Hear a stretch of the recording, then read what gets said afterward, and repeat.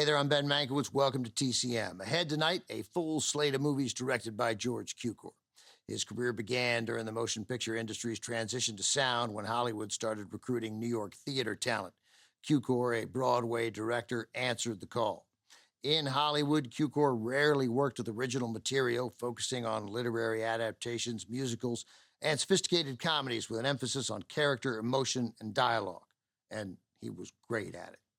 George Cukor quickly became known as a woman's director, a reputation he earned for his ability to elicit strong and often award-winning performances from actresses.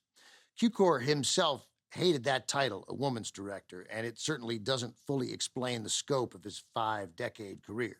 Fittingly, though, Cukor did direct the 1939 film The Women, with only women in the cast. It's an undisputed classic, and we'll have it later tonight. George Cukor earned 5 Oscar nominations for Best Director. He won for the 1964 musical My Fair Lady, starring Audrey Hepburn, an adaptation of George Bernard Shaw's novel Pygmalion. Before that, though, Cukor directed a Pygmalion-like tale with a uniquely American Eliza Doolittle. It is the film we begin with tonight. From Columbia in 1950, Judy Holliday stars with Broderick Crawford and William Holden in Born Yesterday.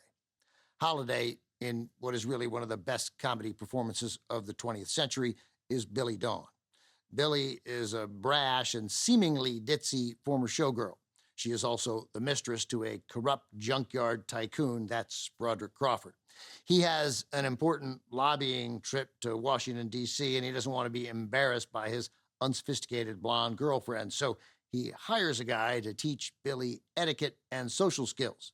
The guy he hires is a political reporter, which is how William Holden enters the picture.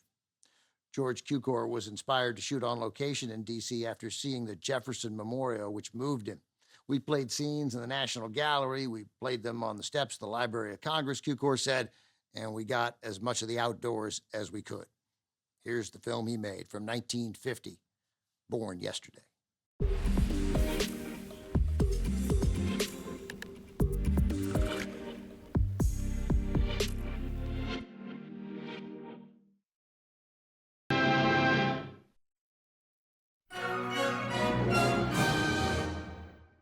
One of the challenges director George Cukor faced when making Born Yesterday was appeasing the Hollywood censors. The Production Code Office urged Cukor to proceed with caution when shooting star Judy Holliday in her increasingly revealing dresses. It was mandatory at the time for all, quote, intimate areas of the body to be completely covered. Intimate areas. Also off limits, Cukor couldn't show that Holliday and Broderick Crawford's characters lived together. Cleverly, Garson Kanin, who wrote the original play and did uncredited work on the screenplay, always had Holliday creeping into the apartment the back way. We managed to make it amusing, I think, George Cukor said, but it was also unnecessary. Born Yesterday made Judy Holliday a star, but it nearly didn't happen. Though Holliday had played Billy Dawn on Broadway for nearly 4 years, Columbia studio boss Harry Cohn didn't want a relatively unknown actress leading his movie adaptation, especially after paying $1 million for the rights.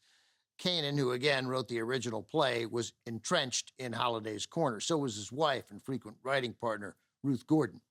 They hatched a plan.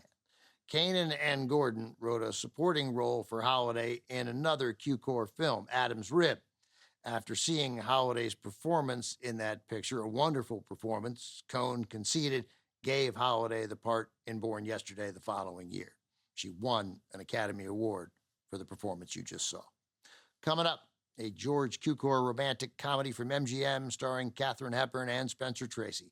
Pat and Mike is next on TCM. Next on TCM, Pat and Mike then travels with my aunt. And later, The Women. There's more Cukor to adore on TCM tonight.